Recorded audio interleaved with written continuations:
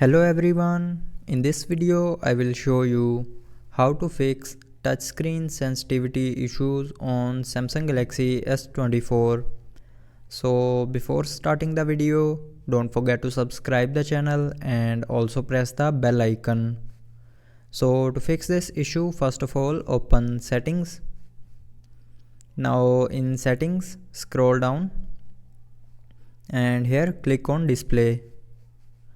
Now after opening display, scroll down and here you will see a touch sensitivity button.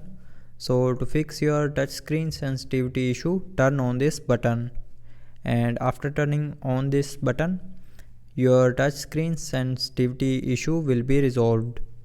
And after turning on touch sensitivity button, here also turn on this accidental touch protection button to protect your phone from accidental touches. So that's how you can fix your touchscreen sensitivity issues on Samsung Galaxy S24. So I hope you liked the video. Thanks for watching.